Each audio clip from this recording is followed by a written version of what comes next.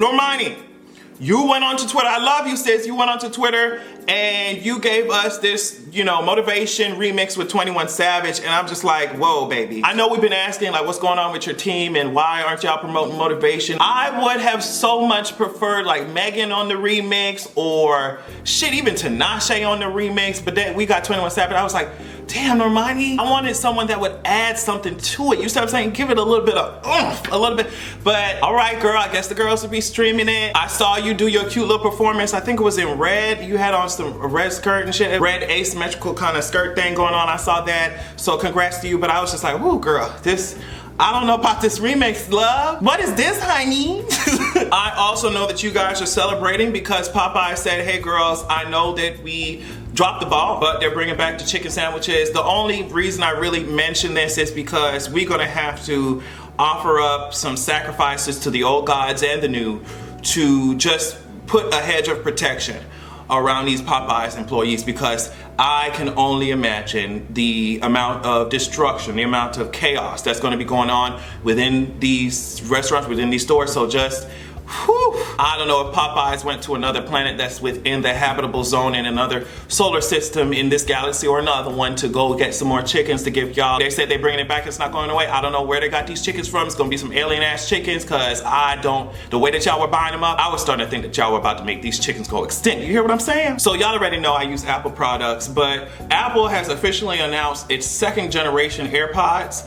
It's the AirPods Pro, and it's noise cancellation and all this shit. It's interesting. Apple obviously is not the only company who does this. I think that most companies do this, what I'm about to describe. It's like, sis, you mean to tell me that y'all didn't have noise cancellation technology before y'all released the first AirPods? Like, and it's gonna be $249. I'm like, girl, y'all are lucky that I like how seamlessly these devices are connected to one another. I'm not buying no goddamn AirPods Pro.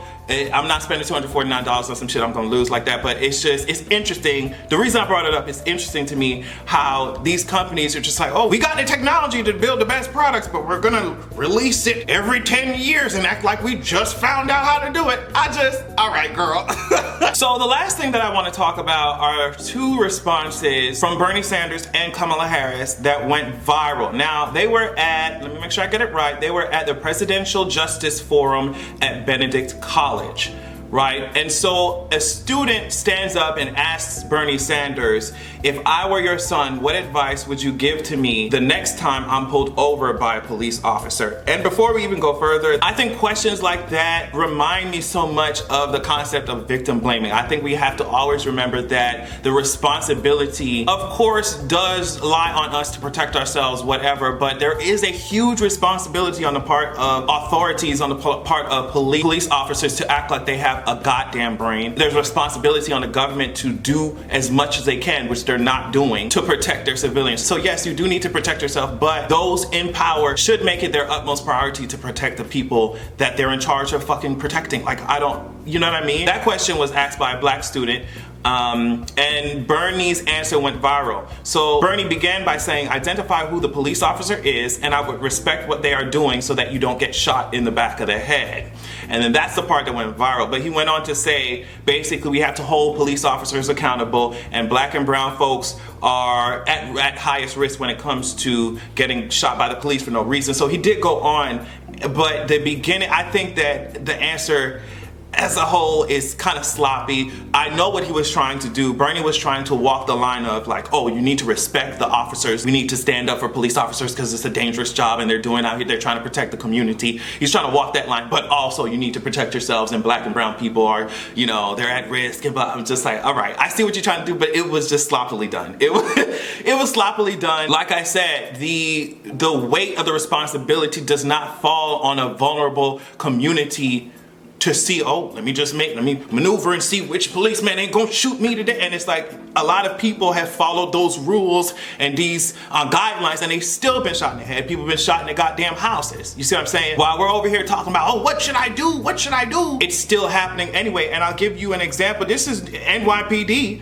Apparently somebody was fare beating. What do y'all call it? I guess he jumped a rail trying not to pay the fare to get onto the subway, And this is how they came at his ass. Like I'm literally watching The Watchmen or something. Like, this is for not paying the fare to get on the subway, sis. Okay? The interesting thing is that while they're over here trying to chase these nickels and dimes for transportation fare, I know it takes obnoxious amounts of money to get all these police officers to even sneeze in the same area together. So I just wish that law enforcement, I wish that government was as worried about poverty, as worried about lack of access, as worried about the shit conditions that exist on the subway as they are about a couple people hopping a goddamn rail. And then y'all are coming at him like he is some fucking big mass serial murderer or some shit. It's ridiculous. It's crazy. That's why some of these answers about policing and what do I do when I see the police is so lazy to me and sloppy to me, because shit like that is happening. And no matter how you dress in a suit and pull your pants up, they still coming at you. And then Kamala Harris was at this same event, I think, and she was,